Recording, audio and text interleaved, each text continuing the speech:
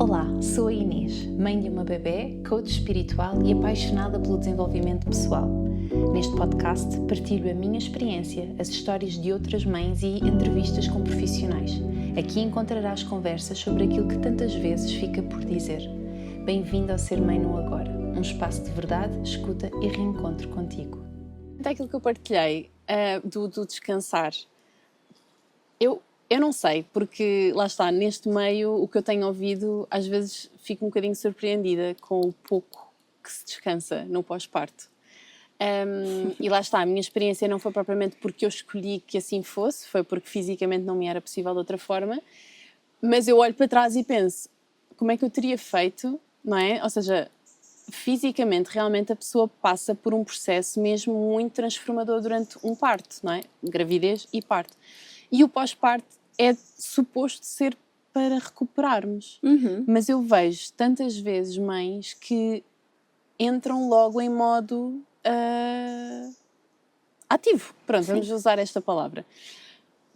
Tens alguma palavra a dizer, alguma coisa a dizer em relação a Sabes isso? que antigamente as mulheres ficavam de quarentena, e era mesmo quarentena, eram 40 dias que as mulheres ficavam deitadas com o seu bebé, só se levantavam para ir à casa de banho e para tomar banho, e outras mulheres da aldeia, etc., é que cozinhavam, tratavam da casa, tratavam das coisas do marido, etc.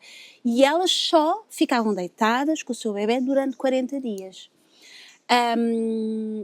Eu neste momento, eu estou a tirar um curso de parteira tradicional no Brasil, não interessa, mas onde se faz muito poucas intervenções e das poucas intervenções que se faz no pós-parto, ou que não se faz também, é o cozer a mãe, quando há uma laceração. E mostraram estudos que comprovam que uma mãe que não é cozida e uma mãe que é cozida, desde que a mãe não seja cozida, fique Em repouso. em repouso, a recuperação até é melhor quando ela não é cozida do que quando é cozida. Porquê? Porque a mãe, quando é cozida, acha que vai fazer tudo e mais. Ou, se calhar ela não acha. A sociedade é que acha que ela pode. Isso. Promove isso, não é? E então, sim, vamos visitar uma mãe recém-parida e estamos à espera que nos sirva um cafezinho, Exato. ou que nos sirva uns bolinhos, ou que tenha a casa arrumada. Ou não. Quer dizer, isto não faz sentido absolutamente nenhum. A recuperação do pós-parto, quanto mais tempo a mãe estiver a recuperar efetivamente, para além de ficar melhor fisicamente, obviamente, também fica melhor emocionalmente. Aqui o problema é que nós fomos ensinadas desde muito pequeninas a sermos super mulheres e a achar que se estamos a depender de alguém, estamos a ser inferiores. Então o que é que nós queremos? Mostrar que somos super mulheres. Damos conta de tudo, amamentamos, cuidamos da casa, cuidamos do bebê, cuidamos de nós, é suposto logo, sei lá, começar a ir logo para o ginásio, logo o bebê nasce, tanto quanto mais ativas estivermos melhor. Estamos a perder muita coisa, não é? Estamos a perder muita coisa e para mim hoje em dia uma super mulher é aquela que tem coragem para dizer, eu estou em pós-parto, desculpem. A placenta tem mais ou menos assim o tamanho da minha mão fechada. Fica colada ao útero. Quando ela nasce, fica uma ferida do tamanho da placenta. Se essa ferida estivesse cá fora, nós víamos que estávamos a sarar. Mas como a ferida está dentro do útero, ninguém repara que aquela mulher está A sarar. a sarar. É mesmo o termo, não é? Aquele corpo daquela mulher está... E, para além disso, até está a amamentar, não é? Então, é brutal. Não só a gravidez, o parto também, mas a recuperação tem mesmo que ser feita e temos que parar de achar que uma mulher como deve ser é aquela que começa logo a fazer 1500 coisas e que... Não tanto a nível físico como a nível emocional. E isso mais à frente vai ter... Pois é isso, porque o que eu senti muito foi que o facto de eu ter tido a oportunidade e a possibilidade de estar aqueles... No meu caso, 15 dias, mais ou menos, mesmo em modo... Foram para aí 10 dias mesmo de cama, 7 dias de cama, 10 dias ainda... E depois, portanto, no total, se calhar 3 semanas em que eu estive protegida, digamos assim, porque era mesmo isso que eu sentia. Havia uma proteção muito grande da parte das profissionais, da parte do meu marido, da parte dos meus pais. Havia mesmo ali um ninho, não é? Que foi criado e havia essa proteção. E a mim permitiu-me efetivamente, primeiro eu acho que recuperar fisicamente, tipo, foi muito claro, e eu lembro-me que todas as parteiras que depois no fundo avaliavam o meu útero e avaliavam esta zona, todas me disseram, olha, estás a recuperar super bem, tipo, o teu útero está mesmo, e ainda para mais no meu caso, que foi um parto muito comprido, etc, etc, e portanto havia a possibilidade, se calhar, de ali algumas coisas não correrem tão bem, se calhar na recuperação, não sei. Sim. E eu, de facto, não tinha essa noção. Ou seja, sim, e é engraçado, porque na Alemanha há uma frase que as parteiras dizem que é uma semana na cama, uma semana à volta da cama e uma semana perto da cama. E isto é supostamente as 3 semanas, no mínimo, não é? Mas as 3 semanas de pós-parto. E elas repetem esta frase muitas vezes quando nos estamos a preparar, digamos assim, as coisas. E na altura, não sei, a pessoa está grávida, eu pelo menos fui uma grávida sempre com muita energia, portanto era de género, sim, está bem, pronto, eu depois logo vejo. Mas realmente eu senti que, fisicamente, sem dúvida que eu acho que ajudou muito a recuperação. E é como tu dizes, emocionalmente também me permitiu não estar justamente a gerir mais do que aquilo que eu já estava a ter que gerir, no sentido do pós-parto em si ser, eu diria, se calhar, a maior transformação pela qual uma mulher passa, ou pronto, a gravidez, o parto e o pós-parto, não é? E portanto, emocionalmente é uma avalanche, não é? Eu lembro-me de ter noites em que chorava e não era por nada e era por tudo, não é? Pronto. E se eu não tivesse tido a possibilidade de o fazer com um porto seguro, não é? Eu provavelmente não o teria feito. Portanto, teria acumulado tudo aquilo que senti para o resto da vida, não é? E, portanto, isso estás a dizer, e por exemplo, para mim, ok, de facto, eu tenho abertura suficiente, por exemplo, com a minha mãe, e ela teve um parto, ou seja, o meu nascimento também foi um nascimento muito parecido, e então nós, de certa forma, até encontramos ali pontos de conexão entre nós. Mas, por exemplo, a doula que nos acompanhou abriu muita porta para nós partilharmos se quiséssemos. Ou seja, por exemplo, uma das coisas que nós fizemos lá com ela foi falar do parto, não é? Foi partilhar o parto. E eu penso na altura também partilhei contigo. E só essa digestão, tipo, só o facto de ter a possibilidade de falar com alguém, lá está, sem julgamento, com informação, foi para mim logo meio caminho andado para qualquer situação mais traumática que tenha acontecido ficar arrumada, ou pelo menos começar a arrumá-la. Eu acho que depois, pelo menos para mim, demoraram muitos meses até eu conseguir verdadeiramente integrar tudo aquilo que aconteceu. Mas, sem dúvida que se eu não tivesse tido a possibilidade e o amparo para partilhar, teria sido muito mais difícil, não é? Sabes que das coisas mais difíceis que uma doula faz é quando nós fazemos rodas de mães e as mães contam os partos. É muito duro porque, infelizmente, continua-se a ouvir coisas, enfim. Sim. Mas é nós vimos a transformação da mulher que consegue verbalizar e deitar tudo cá para fora, ok? E depois ter as outras mulheres todas a apoiá-la.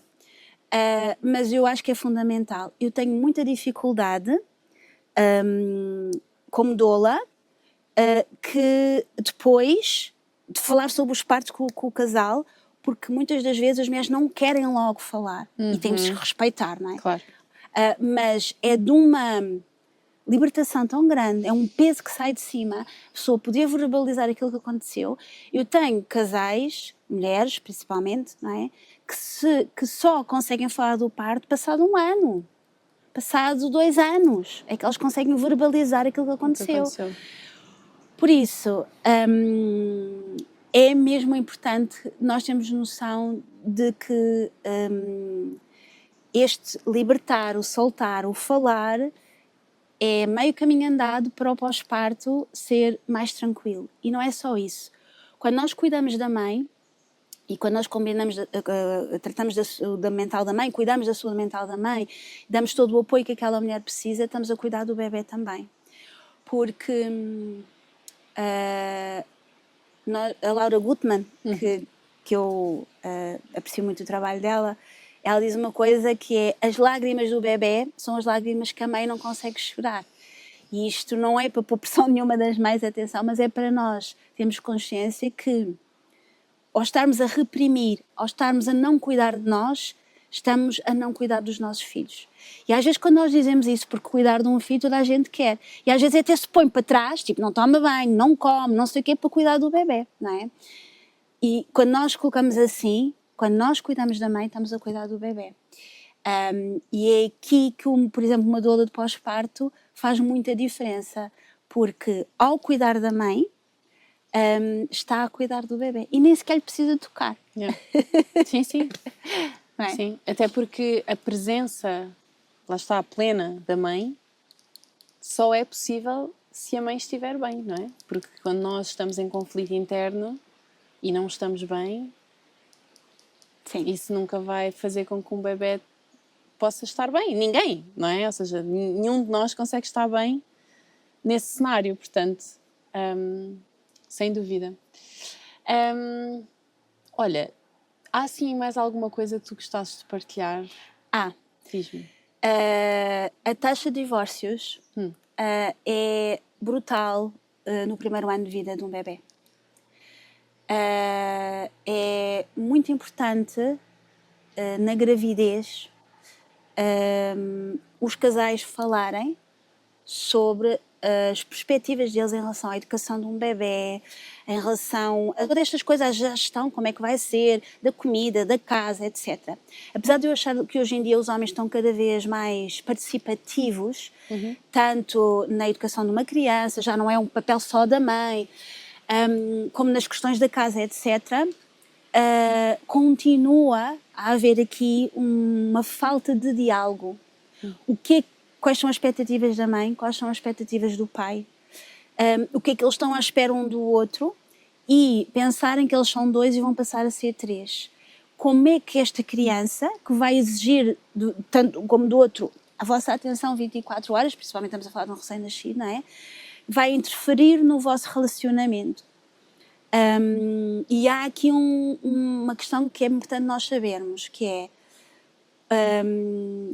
um pós-parto, um bebê recém-nascido tem um impacto brutal numa relação. E quem acha que, quando a relação já não está bem e acha que se calhar um filho é que vai aqui resolver, continuamos a ouvir isto, isto não é uma coisa de antigamente, isto não é uma coisa das nossas mães ou das nossas avós, continuamos a achar, um casal continua a achar que se calhar um bebê é que vai resolver ali a coisa. E é exatamente o contrário. Então, o período pós-parto é muito complicado, porque a mãe está a sofrer todo aquele turbilhão de emoções, fisicamente, emocionalmente, tudo e mais alguma coisa, a atenção dela é para o bebê, é toda, não é? E o pai está ali um bocadinho, às tantas, não sabem qual é o papel dele. É porque as hormonas dele estão iguais, o corpo dele está igual, não é? Eles não sabem bem ali qual é que é o papel deles. Então, falar-se, o casal abrir-se mais, falar, tanto na gravidez e depois também no pós-parto. Fez-me lembrar o plano de parto, ou seja, como se fosse um plano de pós-parto, no fundo, não é? Sim. Há um plano de pós-parto também. E é importante os casais falarem sobre ele, porque, eu digo isto um bocadinho na brincadeira, mas tu vais perceber, o homem se ia jogar futebol às 6 da tarde, à sexta-feira, continua a ir jogar futebol às 6 da tarde, à sexta-feira, não é? E não... Há aqui uma perspectiva que tem que mudar, apesar de eu achar que as coisas estão muito diferentes, sim. ok? Mas há uma perspectiva, tanto a este nível de mais prático das coisas, mas também a nível da relação do casal, não é? Porque o iniciar da vida sexual também é diferente, também está ali a intimidade, não é? E depois não é só isto, é a intimidade com um bebê que de repente acorda a chorar. Sim. Não é? Todas estas coisas que mudam ali um bocadinho a vida de um casal. Mesmo as saídas, não é? As saídas à noite, o ir jantar à casa de... Às vezes até pode ser a casa de amigos. É totalmente diferente com uma criança. Não é? E às vezes a mulher, que até se calhar nem lhe apetece ir porque está cansada, mas a ele apetece porque as hormonas dele estão iguaizinhas, o corpo dele está igual. Então, eu acho que temos que falar mais sobre as relações, tanto na gravidez como no pós-parto, perceber bem o que é que a mãe espera do pai, o que é que o pai espera da mãe e o que é que o casal espera de agora ter aqui um ser que depende deles 24 horas. Portanto, se calhar era assim um alerta que eu queria deixar, porque não é à toa que as taxas do divórcio são Eu tão lembro-me grandes. de ler isso, de ler essa informação, dessa questão da separação, e de facto, por acaso foi um tema que já abordei num outro episódio, que é a questão do casal, e uma das coisas que eu sinto muito é a questão do diálogo, como tu estás a dizer, não é? E é a questão de nós não deixarmos acumular as coisas e gerir expectativas. E de facto, o facto de hoje em dia o pai estar mais presente, que para mim faz todo o sentido, faz com que traga outro tipo de desafios. Porque de facto, antigamente o pai não estava presente nesse sentido, não é? Ou seja, o pai de facto era uma figura importante em termos da casa, não é? Ou seja, do lado financeiro, do lado da estrutura nesse sentido, mas depois realmente em termos de educação não tanto. Isso trazia algumas vantagens, que era a mãe tomava as decisões que queria, está feito. Pronto, hoje em dia não temos isso, na minha opinião, ainda bem. Mas ainda assim traz outros desafios, como tu dizes, não é? Exige um maior diálogo entre o casal. E uma das coisas que eu noto muito é entre o casal e, consequentemente, com o resto da família. Porque, por exemplo, uma das coisas que eu sinto muito com o que eu vejo é que depois existe uma incompatibilidade, lá está, com o que tu disseste, com a bagagem toda que os avós trazem, os tios, os amigos, não é? Então, se o casal não está em sintonia, para além de toda a questão dentro de casa, ainda vem toda a questão externa, não é? E eu noto muito isso, que é, ou a mãe está muito segura e o pai, consequentemente, também, porque há ali uma certeza comum, conjunta, ou então, à mínima questão que é levantada, vai tudo pelos ares, não é? Isso é um ponto realmente muito, muito importante e, de facto, muito pouco falado. Porque justamente é muito aquela coisa do então, e está tudo bem, está tudo ótimo. Exatamente. Não é? E às vezes, em pós-parto, nem há tempo a falar. Não é? E, portanto, o pré-parto faz essa preparação, não é? Sim. Incluir, lá está, um plano pós-parto faz todo o sentido. Apesar de nós sabermos que depois no pós-parto, às vezes as coisas, pronto, mas pelo menos o casal já falou das expectativas. Yeah. Há casais que nem sequer falaram sobre onde é que vai dormir o bebê, por exemplo. Pode ser ali uma coisa que a nível de casal, que pode ali Sim, que a mãe mudar. tem uma expectativa, o pai tem outra expectativa e de repente... Há casais que nem se apercebem que o bebê, quando nascer, vai acordar durante a noite, vai chorar. E se calhar não é só 3 em 3 horas, se calhar até mais tempo. E se calhar até vai passar a noite toda a necessitar deles. Portanto, são pequenas coisas que é preciso nós...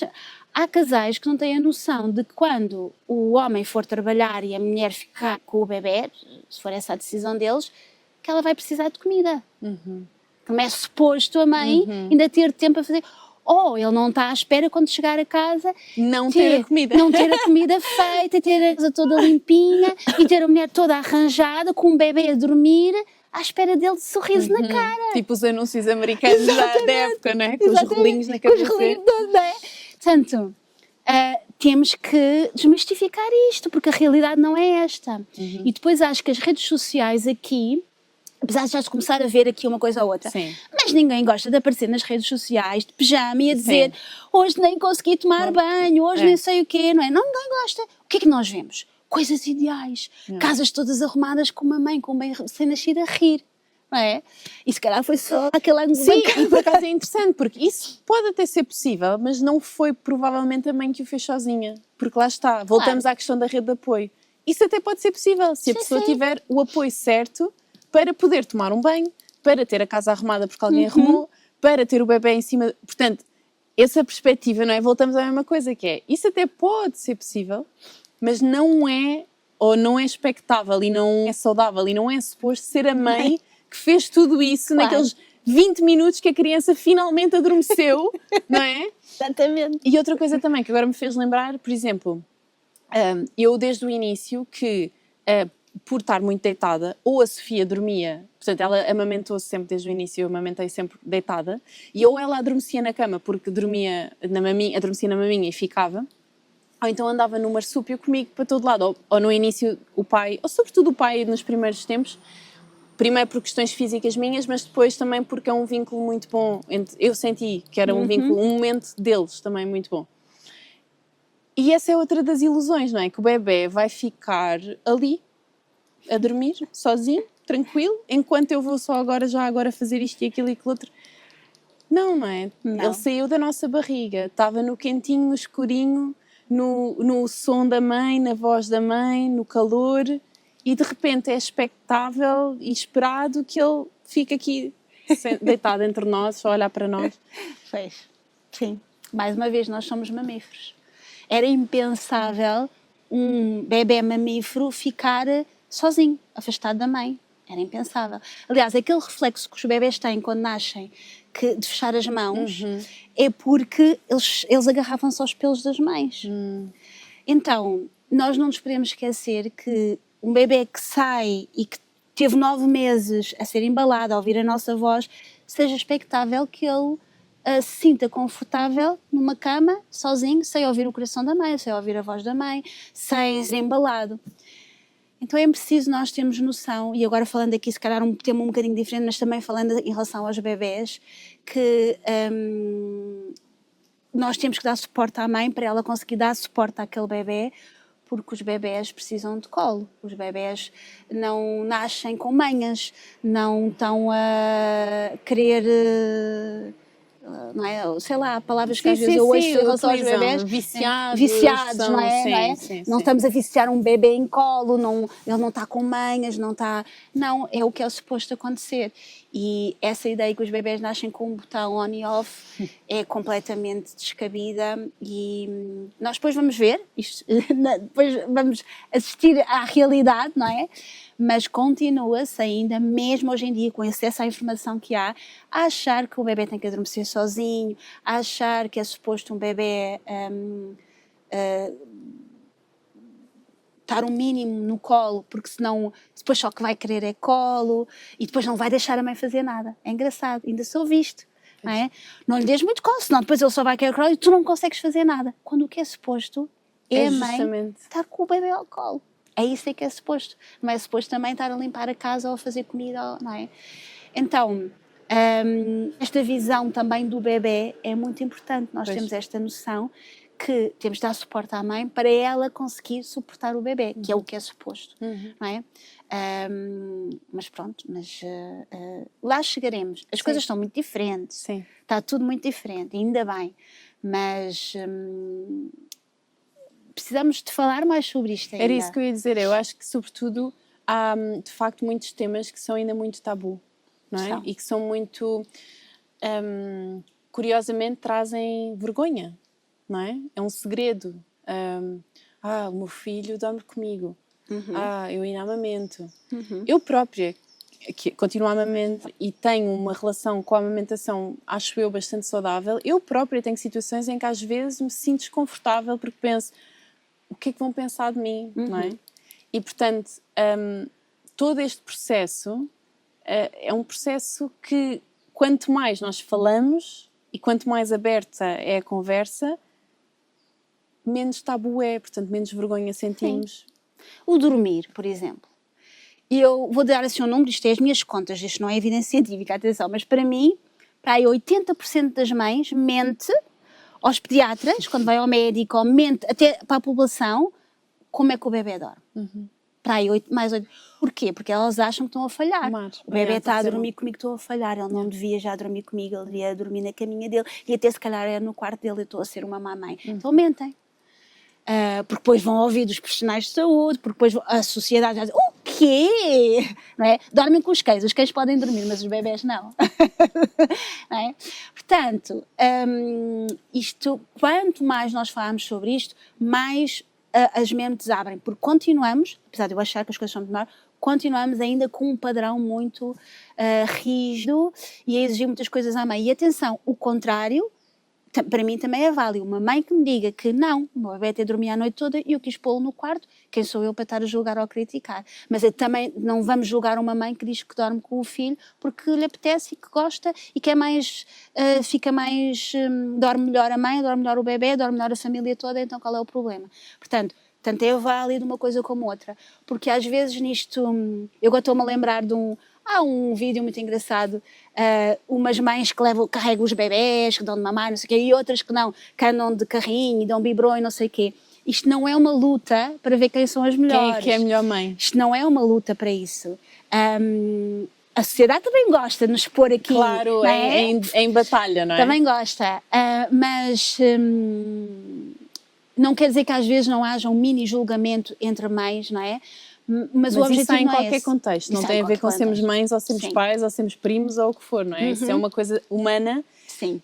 que é todo um outro tema, digamos Exatamente. assim. Ou seja, Exatamente. existirá também entre mães, mas acho que existem tantos outros contextos, não é? Fez-me agora pensar numa coisa que tem sido para mim um trabalho pessoal, que é nós tomarmos as decisões que venham de um sítio de expansão, de bem-estar, que nos deem prazer, que nos deem e que não nos deem limitação e tristeza e culpa e vergonha e eu acho que lá está a criança dormir connosco ou não, eu acho que tem que ser uma escolha. Há N coisas que a pessoa se pode informar e não é isso, há toda uma parte científica. Mas pondo de lado essa parte científica e pensando só em nós, de portas fechadas, com o nosso filho, acho que a escolha tem que vir de um sítio, de facto, como tu dizias, ouvir o coração e escolher aquilo que nos faz ser mais nós, tipo, nos faz ser mais feliz, nos faz ser mais expansivo, porque no fim é isso que vai impactar o filho. E uma coisa engraçada que eu noto é que essa vergonha, às vezes é pior. Nós... tipo, não digas que tu dormes comigo. Isso é horrível. Até isso, nós estamos a dar aos nossos filhos, é um bocado... É limitador. É triste. É vergonha, não é? É daí que vem toda essa sensação. Por isso, independentemente de qual seja a escolha que a mãe ou o pai, ou os dois juntos, tomem, eu acho que é sobretudo, aquilo que eu tenho sentido muito é vir de um sítio positivo, vir de um sítio de vontade, vir de um sítio de prazer, de bem-estar, não é cor-de-rosa, não é isso. Tipo, vêm desafios com essa escolha, mas que essa escolha venha de um sítio que é alinhado, que é positivo. E eu acho mesmo que muitas vezes, lá está, nós tomamos essas escolhas ou há a dúvida, não é? Há a autocrítica, justamente a pergunta, mas se virmos, sempre que vem essa pergunta, o que nos faz sentir não é felicidade, nem positividade, nem nada disso, é o que é que eu estou a fazer, não é? Há qualquer coisa aí que não está alinhado, não é? Tipo, há qualquer coisa aí que não está bem. Fez muito pensar isso. E para mim é um processo, lá está. Tipo, é um caminho que eu estou a percorrer para tentar sempre, cada vez mais, fazer escolhas que venham desse sítio. Porque lá está. Nem sempre é fácil, porque justamente nós estamos inseguras, nunca fizemos isto, e no segundo é porque fizemos, mas a outra criança é diferente, portanto, não é? Ou seja, há de facto uma insegurança e depois é muitas as conversas, como nós tivemos agora recentemente também as duas, não é? Em que, lá está, levantamos as questões de um sítio não de julgamento e de preconceito e de ideias pré-concebidas, mas sim de um sítio de o que é verdadeiramente importante para ti, o que é verdadeiramente aquilo que tu precisas e queres agora, e consequentemente o bebê, não é? O filho. E aquilo que tu precisas e queres agora, de certeza absoluta que é o melhor para o teu bebê. Pois. E é esta culpa que nós temos de tirar de cima. Pois. Não é?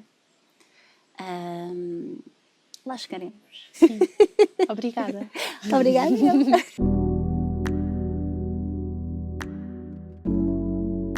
Se este episódio te tocou, partilha com outra mãe, comenta e segue o podcast. É com essas partilhas que o Ser Mãe no Agora cresce e eu consigo continuar a criar este conteúdo para ti. Obrigada por poder fazer parte da tua viagem e até já!